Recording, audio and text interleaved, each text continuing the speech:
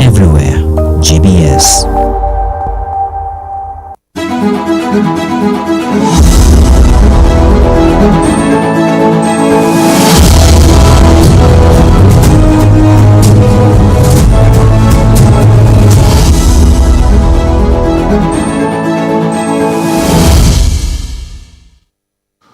Hello and good evening. My name is Eugene Ochieng Coach, and this is the Insight Tonight, where we're getting to delve into issues that concern you. Today we delve into the proposed tax measures by the government, which are expected to raise revenues to fund the first budget of the new administration.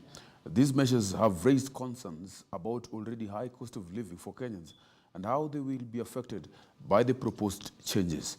We are also looking at the ongoing peace talks between President William Ruto and Azimio leader Raila Odinga in Kenya, which have hit a fresh roadblock. The talks, which aim to address issues around the electoral process, cost of living, and reinstatement of former IBC commissioners, are facing hurdles as the two sides disagree on the platform and terms of reference for the negotiations. The bipartisan team, co-chaired by MPs George Murugara and Otinde Molo, is in a delicate balancing act as they try to resolve these contentious issues. Also, in a surprising move, a group of 6 members of parliament in Kenya have initiated plans to have retired President Uhuru Kenyatta, former Prime Minister Raila Odinga, and Wiper leader Kalonzo Musyoka refund 844 million shillings they have so far received as retirement benefits. The MPs argue that 3 leaders do not deserve the benefits as they are still involved in politics, including taking part in ongoing demonstrations. This development has sparked a heated debate in the country, with pundits and analysts offering varying opinions on the matter. Ladies and gentlemen, this will form basis of our discussion tonight, even as we get to delve deeply through the lenses of 3 political pundits joining me on this floor tonight. And my first guest on the Insight tonight is Eugene Owade. Eugene Owade is a lawyer, and of course is joining me in this, is a lawyer and a legal researcher. Is joining me on the Insight tonight for this discussion. My second guest is Teddy Mushiri. Teddy Mushiri is a governance economy analyst, also joining me on the Insight tonight. And thank you so much, Mushiri, for joining us. We have a political analyst with us, Joseph Shege, also joining us on the Insight tonight. Gentlemen, the Insight has already started, begins this moment. And I would like to start maybe with you, Mushiri, because we are beginning this conversation on the contentious issues between Azimio and Kenya Kwanza. And there are some issues actually that Azimio had raised. Some of them had been resolved. And that was the issue on the membership of Adan Keynan. He had been removed from the parliamentary committee that was to lead the conversation between Kenya Kwanza and of course against that of Azimio. But we have other issues as well. Kenya Kwanza wants talk centered on hiring of IBC's chiefs and how to strengthen the electoral process. But Azimio insists that the talks must be expanded to the cost of living and reinstatement of the Cherera 4 IBC commissioners. You see, this will stall conversation because they have all of them have got preconditions which are quite different. While President William Ruto's camp has insisted talks will be parliamentary, will face the parliamentary route, Azimio wants the talks to be based on extra parliamentary platform, which will see deliberations outside the bicameral house. And their reason, according to Eugene Wamalwa, is such, if I can just quote him verbatim, such a structure, in our view, will create an avenue for the inclusion of other outstanding constitutional issues to be canvassed in the talks. That is according to Eugene Wamalwa. And these are just but some of the issues. Even as you delve into these discussions, Hail, what do you make of all this? First of all, thank you so much, Eugene, for having us today, this evening. So first of all, I want to say, like last time we were here, we discussed about the matter at hand, and I explained to you categorically that these guys are just pushing goalposts, and they'll continue pushing this goalpost until they have what is their predetermined outcome of this process. The predetermined outcome of this process is them trying to join the government, and it's evident, it's clear to everybody. Everybody in the country knows the end game at this process. That being said, is as Kenya Kwanza, we said okay. First, they said they don't want the MP, the Adam, and we dropped the MP, and when he was dropped, I'm sure in a few days they will be bringing some claims saying no, they want this, but let it be clear to everybody, the end game of this situation, they want to be in government, because now you cannot be coming. And about the cost of living is a very pertinent issue at this time in this country. But you have to understand, there are members of parliament who are elected, and they're in parliament at this point, and they're in the parliament to present their people and the views of the people, and they can do that work very well. And they are drawing a salary to do that work. So for forming the bipartisan committee to go and converse on such issues, it's neither here and there. Okay. So according to you, Mushiri, this all conversation or all this hullabaloo back and forth from the Azimio is because they want to join the government. These are smoking mirrors. Let me just state verbatim the words of Eugene Wamalwa. He said this: we wish to make it absolutely clear that we are not interested in power sharing with Kenya Kwanza. In fact, our position remains that Kenya Kwanza is an illegitimate regime that is in power through civilian coup. The words of Wamalwa.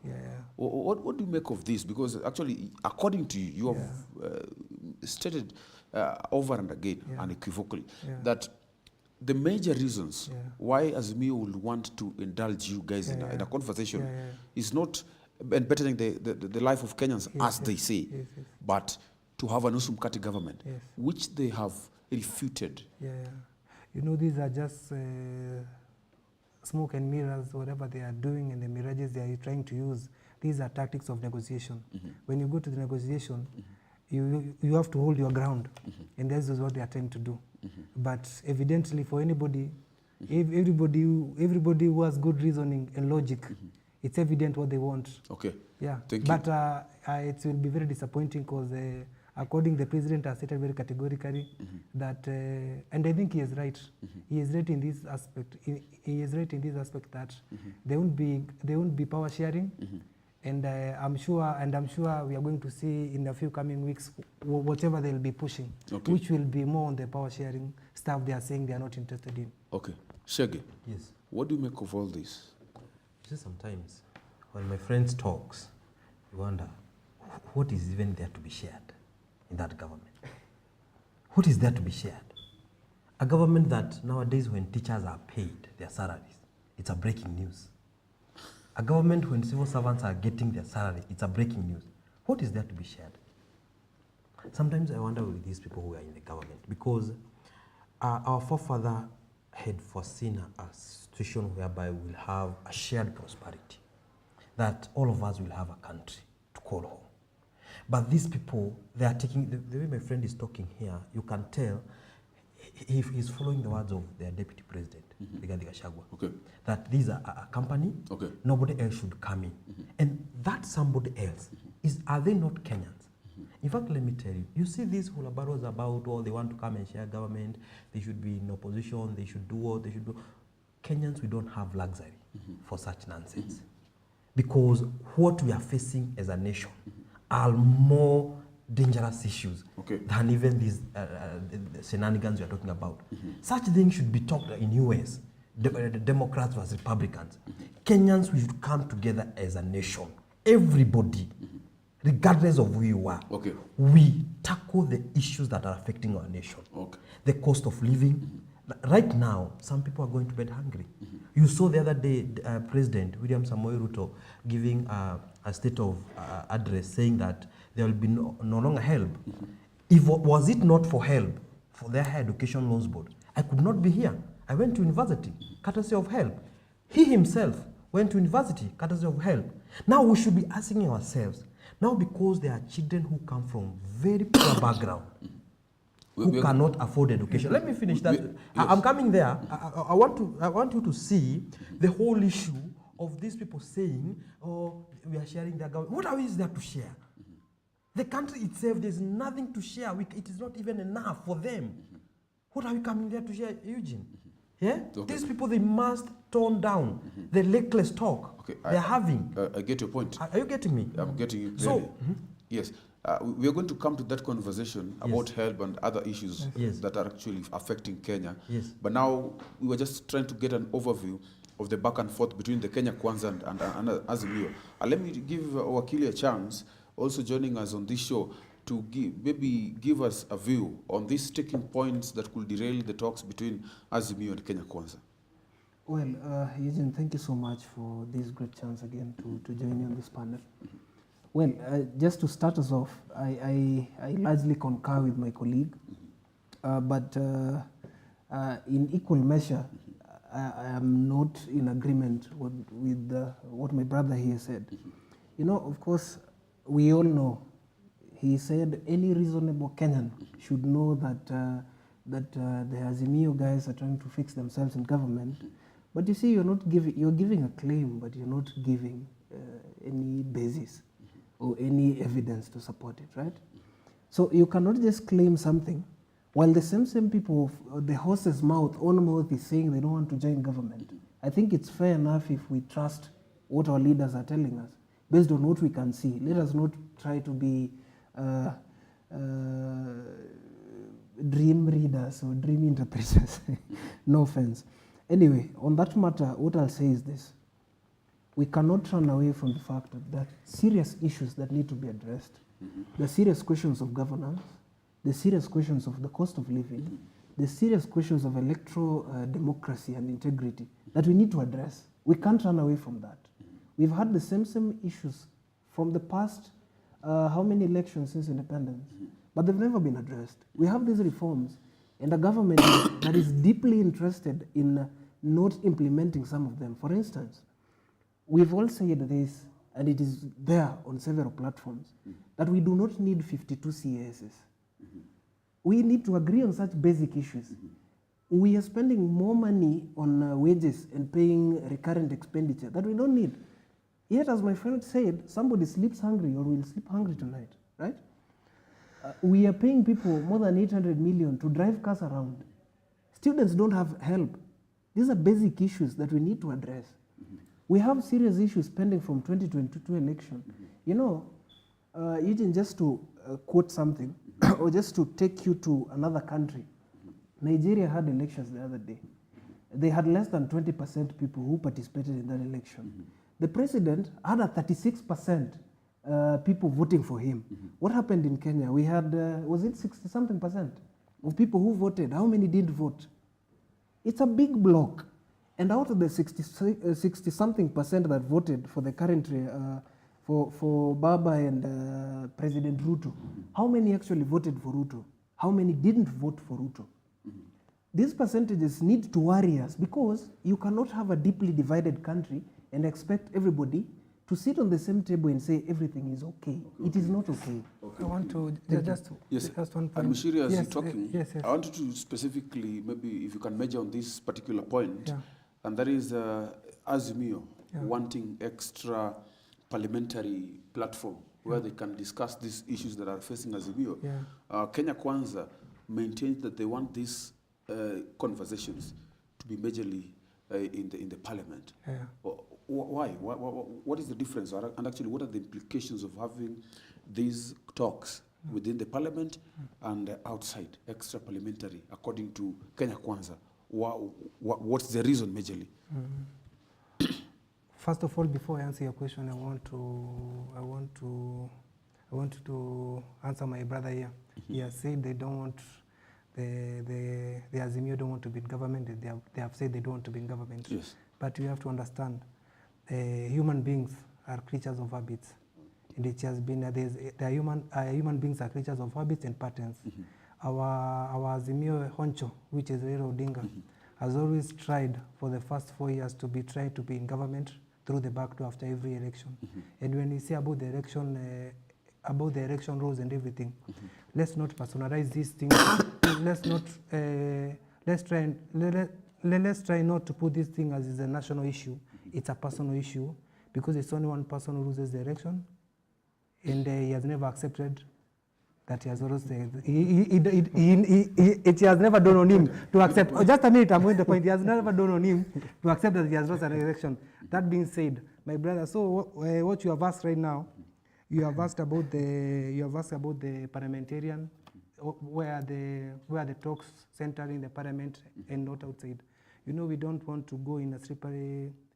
We don't want to go in a slippery hill that everything comes. No, when if they are not structured in parliament and they are not anchored in constitution, it means that everything they'll be bringing their demands. If their goalposts, they'll be shifting them now and then. But when it's in parliament, we know we are discussing about this one thing, yeah, about the IBC and everything. We'll be discussing about their demand, but their demands will be structured in law. But when you go outside, it will be a slippery hill. They'll be bringing demands each and every, and you know. What do you think Azimio wants from making the talks to be extra parliamentary? What do you think they really want from where you sit? What do they want that they can't achieve if the talks go the parliamentary way? I think they are just trying to put pressure on the government. And how do they do this? When they're outside the parliament, they want to involve other people and other people who have interest. And other people. Which people? What kind of groups? Okay, all the activists. Like my brother here. You see how he is speaking right now? He is a typical activist. He's going to push for him. So we can't get people who can talk like activists in parliament, or what do you mean? No, I'm saying if the talks are not structured if the talks are not in parliament and they're outside parliament, it means that they'll bring whatever demands they feel like. You understand? But already they've brought certain demands even in the preliminary talks already. Yeah, that's what I'm saying. There must be something special. They are trying. Yes. They are trying to. But now they cannot have their way because whatever they'll be conversing in parliament should be and will be anchored in the constitution. So but now if they go outside, they want to have the Kofi Annan kind of talks, which, in due respect, the country at the moment is anchored in the constitution. My brother, I'm trying to explain to you, but it seems like you're not understanding. Okay. I'm saying these guys, what they want like the Kofi Annan type of talks. Okay. And at this point, and we all know, the outcome of those talks. Okay. Yes, for the shared government, which they are saying, my brother here is saying that they don't want to share of this government, but they went all their way trying to form the government, which they were unable. Okay, so maybe the last question. Yes. Why doesn't Kenya Kwanza want Azimio to, why doesn't Kenya Kwanza want to go the extra parliamentary way? Yeah. That is a request that the Azimio have maintained. Yeah. If they want to have this conversation, why can't they go the extra parliamentary way? You know, what is Kenya Kwanza seeing from where they sit? They don't want to be taken to this confusion, which the Azimio is trying to create with these talks and unnecessary demands from Azimio. And you have to understand, Eugene, my brother, right now at the moment, as we have the bipartisan talks, we have a country that should be run, and we have people who are going through difficult problems. But now the country, we cannot be put in a perpetual suspension by people who claim to be Democrats, but they don't understand the principles of election. Is either you win or you lose. When you lose, you go home. Okay. Yeah. I get your point pretty clearly. Yeah. Shege, what do you think? Why does Azimio maintain that they need extra parliamentary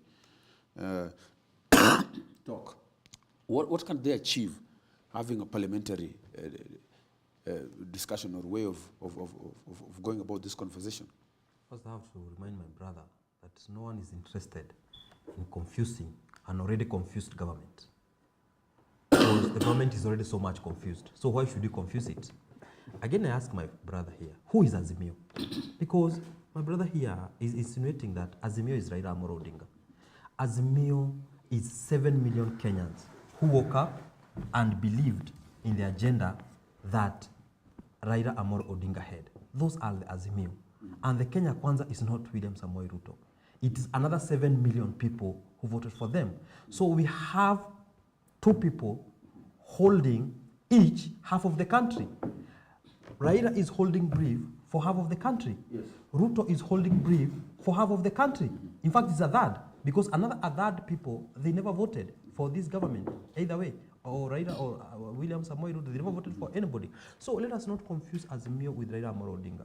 And I want Kenyans to acknowledge that Raila Amolo Odinga is a selfless leader. If he was a greedy leader, like we have in other parts of Africa, I'm telling you, we could not be having a nation. Anytime these people, they are saying that we have seen Raila trying to get into the government. Let me finish that point. Yes. Because these people, they try to create a narrative that Raila has a history of trying to get into the government. Let us leave the narrative. Yes. Yes. Let's just have this conversation. Yes. What exactly does Azimio want in calling for an extra parliamentary conversation? You see, when we call for... let me tell you, if you look at parliament, when we came into the government was formed, we had a leader who does not believe in democracy. We have a leader who does not believe in the power of parliament. What President William Samoei Ruto did, Are there proofs for that? yes, what President William Samoei Ruto did, immediately he went into the government, he started buying the opposition MPs, all of them, so that he can control it. Right now, the war we are having in Jubilee is directly related to those people, because they want to take it on their side, they can have majority. So this is the person who is even twisting the parliament. If you look, a newspaper yesterday was saying that William Samoei Ruto is 2 MPs shy of reaching 2/3, such that he can pass any bill. By reaching 2/3, you tell me when we were going in, they were taking over the government, Azimio had majority of the MPs. Where have he gotten all the other MPs? This is dictatorship. Very good. This is the person who is going to the parliament. Is that a sign of dictatorship? Not even dictatorship. That's impunity. That is impunity. Okay. This is the person who is going there, calling some opposition MPs, buying them so that he can have his way anytime he wants it. So he tells you, let's have a pure parliamentary way, because he have twisted everybody in parliament. So his way will go. Look at even what today we had. I want to show you exactly what I'm saying. What William is doing. Even the investigative committee he put in place for Shakahola, whatever. Look at the people he put there from all of them. Because of time, we have quite a lot of issues to discuss. Let me just give Wakili. Just a minute. Just a minute, because please. of time, sir. Yeah, okay, You'll just allow me. Wakili, maybe you can tell us from your view, from where you sit, honestly, through your legal eyes, what is the implication of having these talks in a parliamentary way, and what is the other implications of even having them the extra parliamentary ways, both sides? Thank you, Eugene. You know, generally, extra parliamentary talks or negotiations have helped us in the past. I'll take you back to 2008, 2005, 2007, 2008, before we got the Constitution of Kenya. We had the interparliamentary group, what we call IPPG. Then we had those people who went to Fungamano House. These guys would involve almost everybody. We had religious groups, we had civil society, what my brother called the unnecessary, that group he calls unnecessary, okay?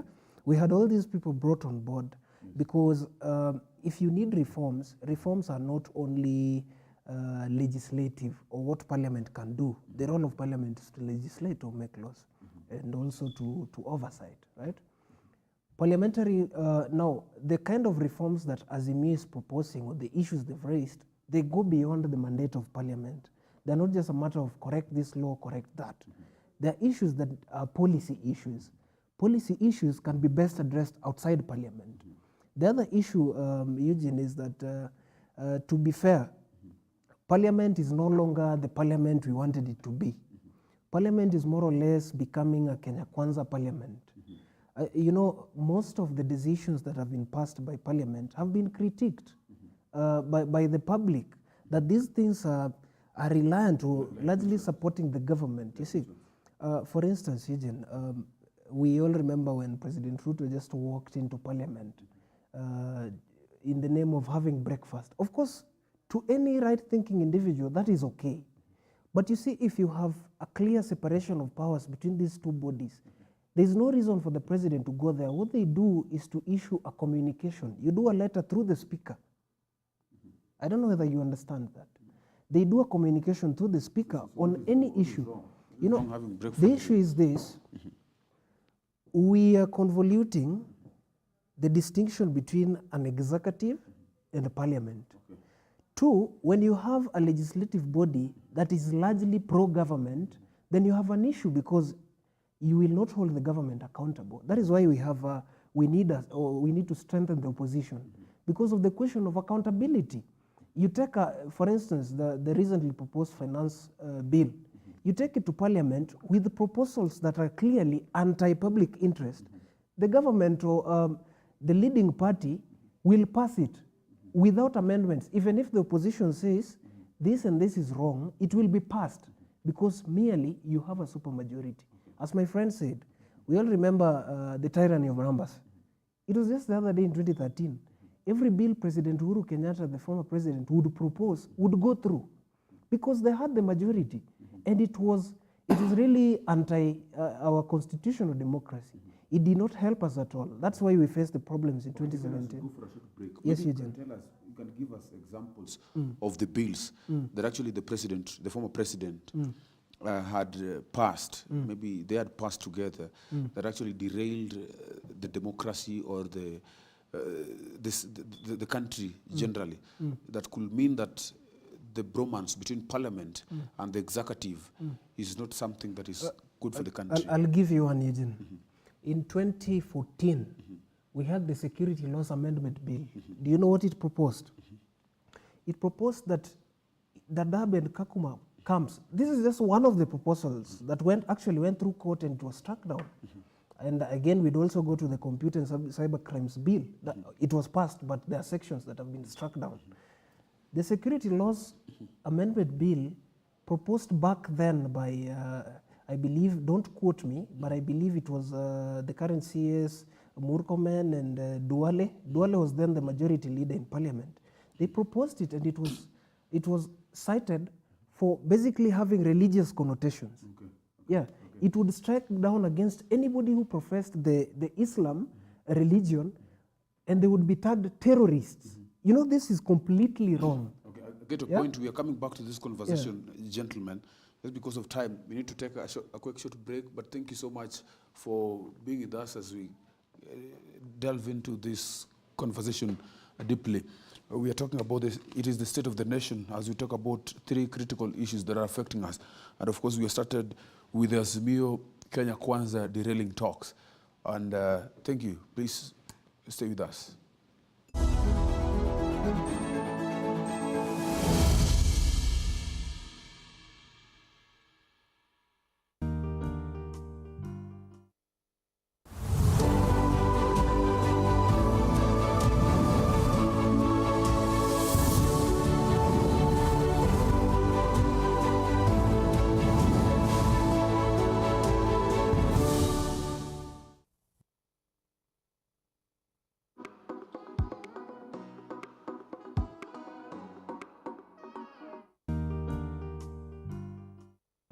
Welcome to Talking, a program where we share stories of people who are changing the world. Where are the jobs? Where do I get the next money from? And what it brings out is that it can be done. Most of us, or most of the entrepreneurs, one of the things that they have failed to know is to think that you're having a solution without really a well-defined problem. When you go to college, you go there alone. you fill the application forms alone, and at the end of the day, you either graduate alone or you don't graduate as a group. If there is a dream in you, go for it. Don't stop. When the opportunity comes your way, do it excellently. Behind every successful person, there is a mindset that propels them to live that successful life. And at Talking, we want to bring those people closer to you so that you can be able to listen to their stories of perseverance, their stories of overcoming limitations and also challenges, with the keywords of happiness and also challenge.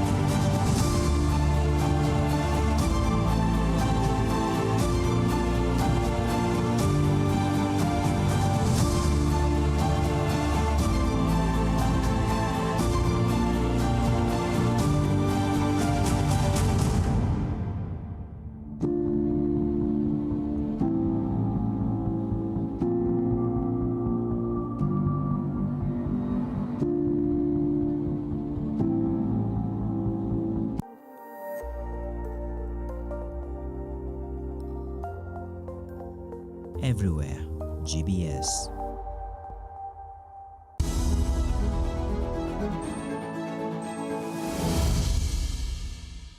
Hello, welcome back to the Inside. 21144 is our SMS line. Uching Odongi, that is where you get me on our socials. And of course, at GBS TV Africa, you also get to converse with us on the state of the nation. We are still on the issue of the Azimio Kenya Kwanza talks.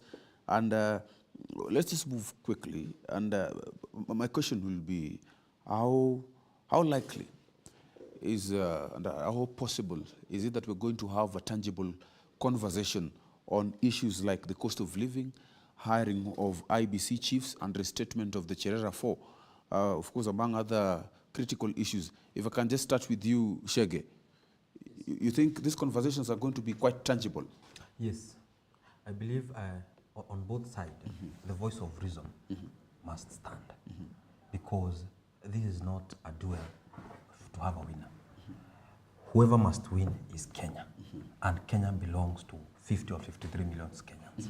Okay, there's no one who has can say this is my country or this is my share or whatever like that.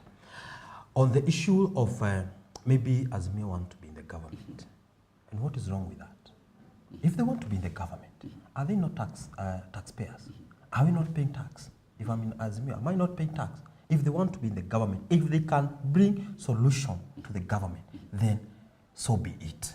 A person who is suffering in the village does not care who wants to be in the government or who is not the government. What they want is service delivery.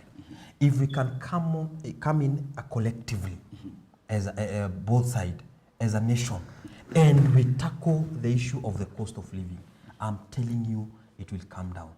Instead of talking against each other, we now start talking to each other, because we have a common enemy. As Raila is not the enemy. The enemy is the high cost of living. The enemy is the issues that are bedeviling our nation. So that's why I have so much hope that both sides, the voice of reason will stand. On the issue of the cost of living, I want to tell Kenyans, it was hypocritical for this government when they were doing campaign to lie to Kenyans that the cost of living were going to come down. They played in a way such that people thought there are people somewhere who are sitting and making the cost of living going up. The cost of living will not come down tomorrow or the other day.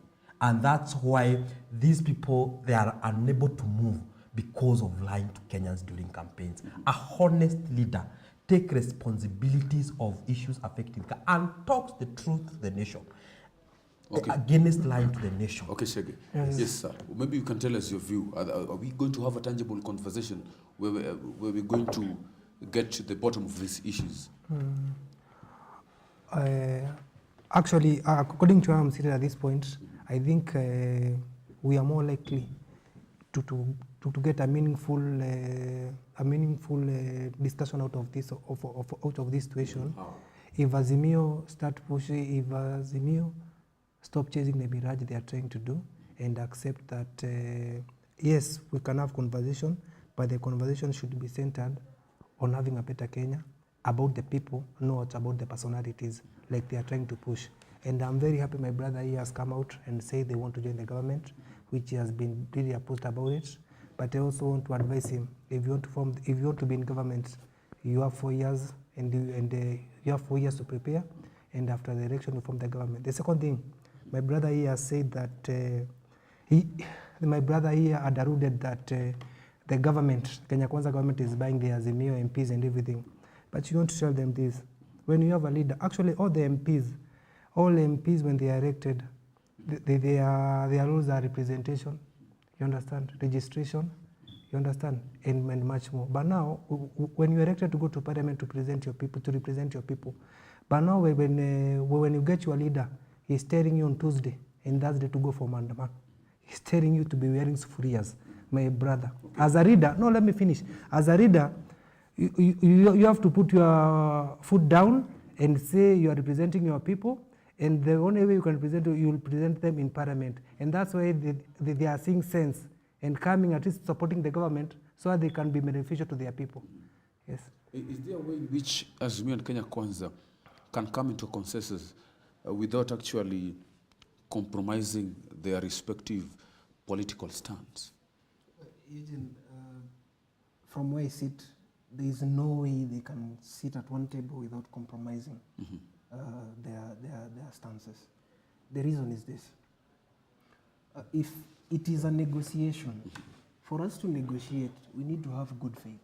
And this has been lacking sometimes on both sides, because you'll get the opposition going to the streets or threatening to go back to the streets if all their issues are not addressed.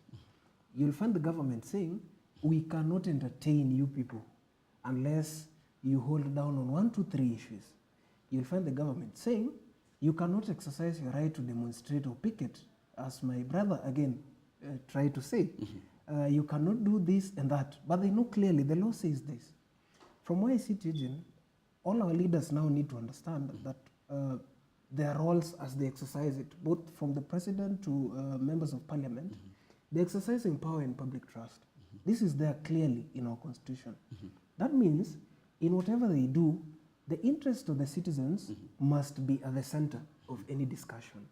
So if they are truly intent on addressing what the citizens want, then let them sit at the table. Let parliament do or perform its role. Their role is to legislate. Let them legislate on laws that can actually help the common citizens. Yes. Yes. Thank you, gentlemen. If you allow me, Shege, let me shift to another conversation altogether. And this is about the proposed budget plan. I hope you guys have gotten it. Let me just ask this, because there have been several issues.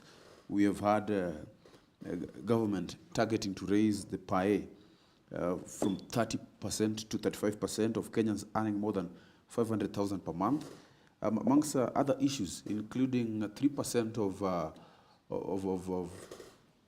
they'll be deducting around 3% of the salaries of civil servants. But there are a lot of issues generally about this. Maybe if I start with you, Wakili. Yes. What's your understanding of this? Maybe you can just give us what you got from all these. If you can just mention what happened in this finance bill. Well, so far, having the bill is the right thing to do. For starters. Okay. You need a bill first, and then you take it to parliament for deliberations, public participation, then you pass it. That's when now we have a finance act.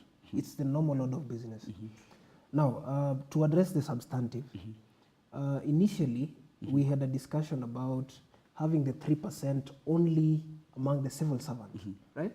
But right now it's almost it cuts across. No, you just mentioned we get time to dig into those maybe the issues that have been brought about in this finance bill. So, well, from my understanding, the government is proposing extra taxation. Yes. They've included other issues, including digital services. Digital services tax. Okay. We can now tax influencers. We can now we impose more excess duty on goods like mobile phones, wigs, and all that. Now the government is also trying to expand the tax bracket, basically just improve it from the 30 to 35%. But all this is to pump money into the economy. So from where I sit, I believe there's a way we can look at it.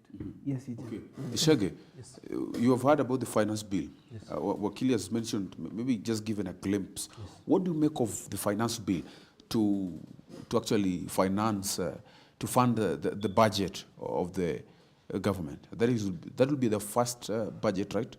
Yes. What do you make of it? I start with asking, are Kenyans already taxed enough? Yes, they are. So much taxed. This country. In progressive nations and developed nations, the workforce of the people forms the foundation of those countries. Those countries, like if you go to China, they believe that the workforce of the country is what makes that country keep moving. You cannot have a workforce that is keeping the country moving when you are demotivating them. Because this is more of motivating these people. When you have over 35% being taxed from your salary, you have NHIF, you have NSSF, your take home, I'm telling you, will be less than 40% of your salary. Okay. That's what you will take home. And then you expect that person to go there, represent the government, to go to class, to teach the children without having other things they are doing in life. It will not happen. We are demotivating our workforce, and what that will happen, it will make our country stagnate enough. Going to even to tax the influencers.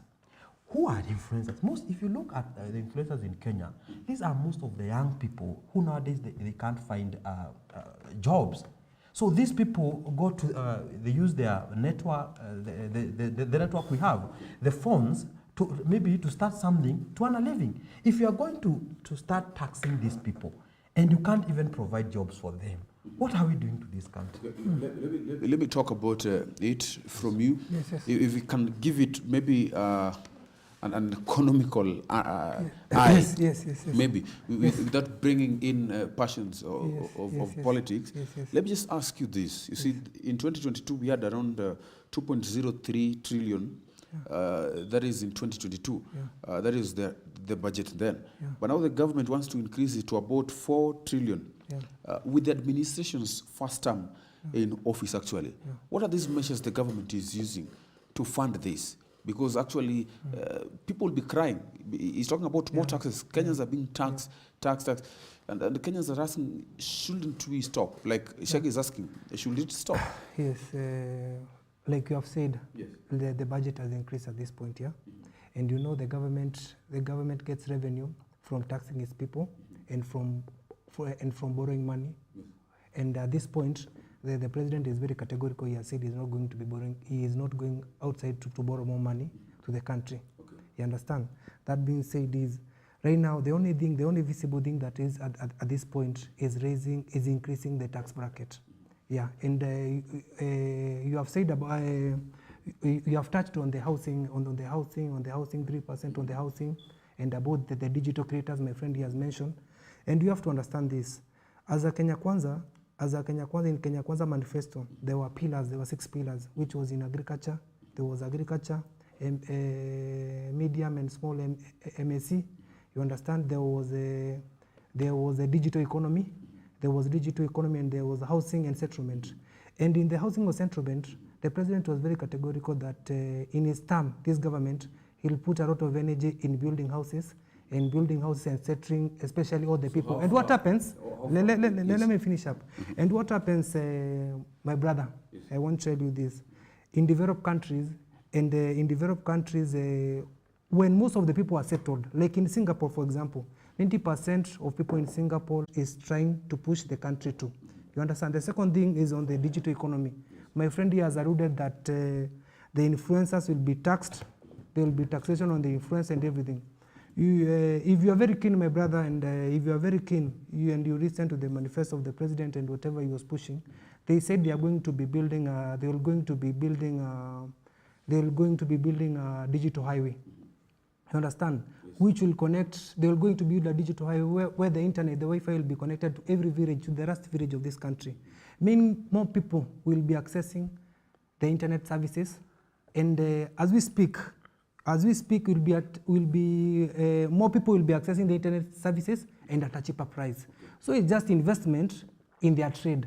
It's not more of taking money from them. It's for them, for that money which is for taxation, to invest in their trade. And I think if we follow up and whatever on our plans without getting all the distraction, I think in a few years we'll be in a good position. A lot of Kenyans feel that Kenyans are being taxed a lot. Yeah. What do you think specifically on this? Okay, it's not quite proportionate to the services they receive. First, I would ask, people are saying, I think it's a narrative out there, but if you ask them, no, brother, no, let me finish up. It's my question, it's my time. I think it's a perception out there, but now let me ask, apart from the housing and the digital creators fund and whatever, what other tax has been added to this point? Okay. Let me just give Shege before I come to Wakili. He has a very burning point. Eugene, when you tell people that it's a narrative or it's a perception out there, yes. If you add that 5% plus pay as you earn 16, that comes to what? 51%. Yes. Plus 3%, that's come to 53%, right? Plus the NHIF and NSF, that's come to almost 60%. Yes. So a person getting 10,000 is being taxed 6,000, he only taking home 4,000, and you want to tell Kenyans that is a perception. The problem with these people, they think they are in campaign mode, coming and telling Kenyans that we are financing our government through taxes, we are not borrowing. This week alone, Ruto has borrowed 400 billion from Afrexim Bank, right? And he has borrowed over 1.5 billion right now, and you can't tell where the money has gone. I told you when I come to this show, I have to remind Kenyans, you cannot appoint all criminals in the government and expect the government to work. My brother, let me just repeat my brother.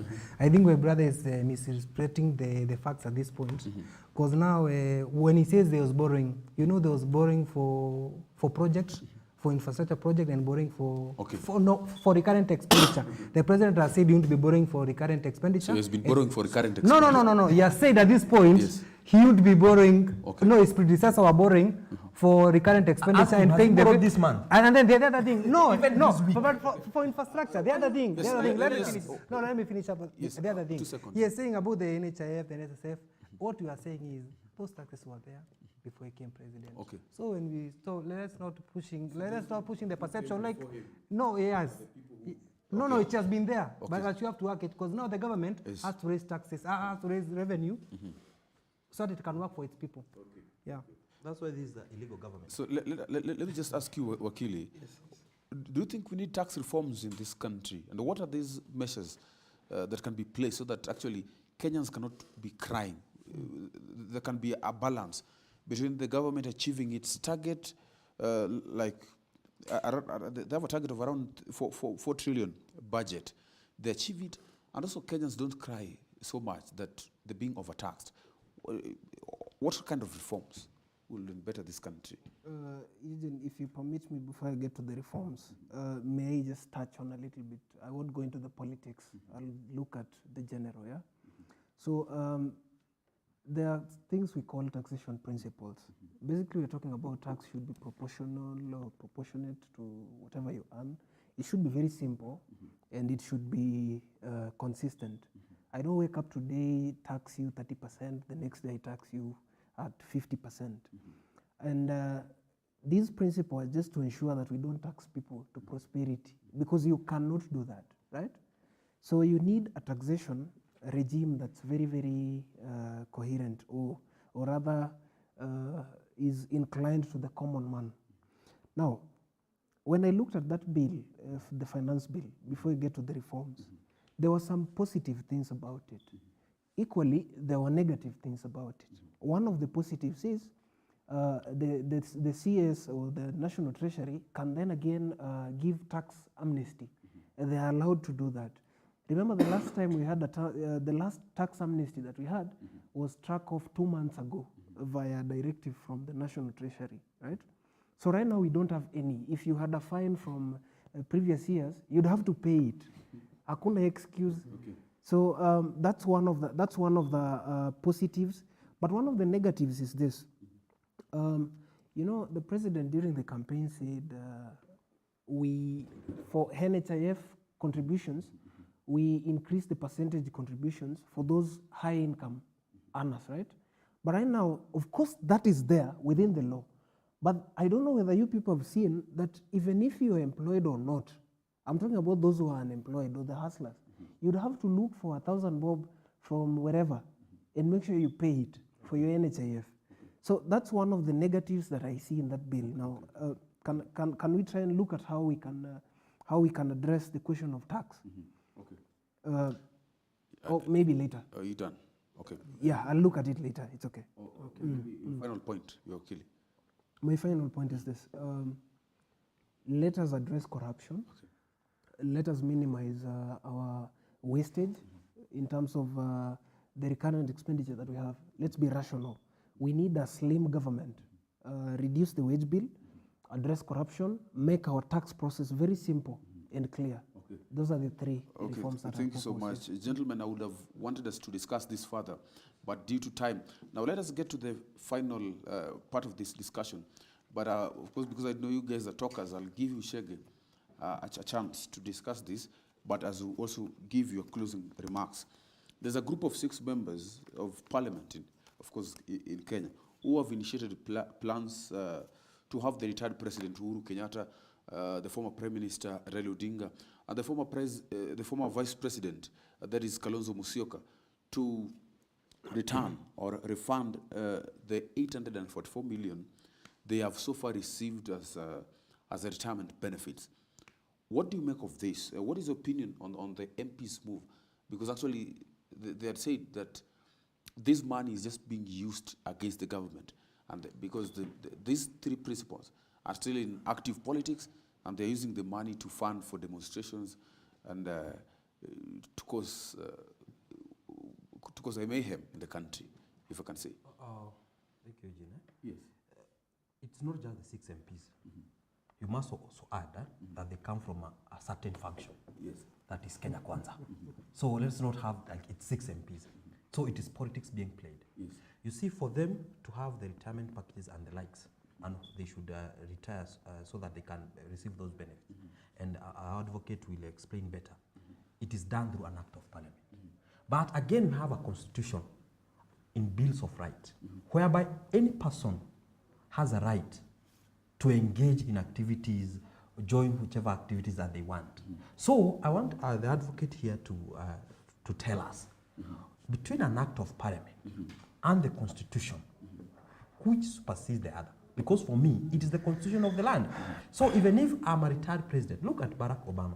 Barack Obama is a retired president in the United States of America. Did he campaign for Hillary Clinton? Yes, he did. Is he receiving his retirement packages? Yes, he did. You see, these people, what they do, they know most of the Kenyans are not informed. Should they refund? They should not refund anything. In fact, they should even continue receiving. Are we together? They should continue receiving because it's their right to join the political activity. The constitution supersedes an act of parliament. Okay. Yes. Okay. Mushiri, Yes. what do you make of, because actually you are from the side of Kenya Kwanza. Yes. The reason was these people are still involved in politics. Will this not even affect other leaders? From where you see it, is it right? Okay, first of all, about the Act of Parliament and the Constitution or whatever, away from that, I think this is a moral issue, because you can't have a former president, a former prime minister, and a former deputy president, and a former deputy president, that is Kalonzo, Uhuru, and Odinga. And Uhuru is financing all this mandamano.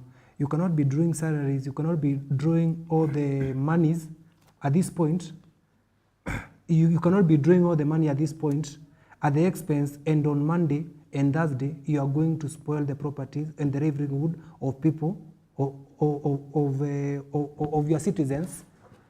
You understand that? So from my point, from where I sit at this point, I think it's a moral issues, but, and I don't think I think actually motivated, right? Definitely it's all politics. They're in politics, yeah. Okay. Eugene, he has to withdraw this discussion. Sheikh, we'll talk. Wakili, yes. Maybe as we come and wrap up this conversation, actually, what precedent will this be setting if the MPs succeed in this bid? Well, Eugene, from my point, one, I believe they will not succeed. Two, I think we're having a question of this morality versus the law. The two never mix. They're different issues. Three is the fact that we have a constitution and we have a law. There is nowhere in the world where an act of parliament supersedes the constitution. You cannot use an act of parliament to violate political rights which are actually within the constitution. The act of legislation draws its power or strength from the constitution. So from my side, the constitution is supreme here. And what we are seeing are politics. And even if they try to succeed, it will form a very bad precedent because power is transient. Today it might be former President Uhuru Kenyatta and Raila. Tomorrow it will be President Ruto. Okay. So should I go to my closing remarks? Yes. Yes, so I was saying, let us limit politics.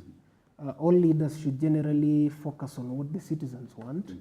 Let us have a sober conversation and basically have good faith in whatever we do, both us, between us citizens, and between the leaders. Okay. Thank you. Thank you so much, gentlemen. Mr. Shege, yes. We'll have to discuss Mumbaba. I think we'll be added more time. Yes. But don't worry. Thank you so much, gentlemen, once again for sparing your precious time to be part of this conversation. And for you, our viewer, we are grateful and honored to have you once again on The Insight this Friday. And every night on Friday, we get to discuss deliberately issues that involve you and that touch on your lives, maybe political, on issues, policies, issues of governance, and issues of economy, amongst many other issues. With me, your host, Eugene Kwach. Tonight, on behalf of everyone who has made this a success, we want to wish you a very good night, and let us meet on next Friday on The Insight from 7 p.m.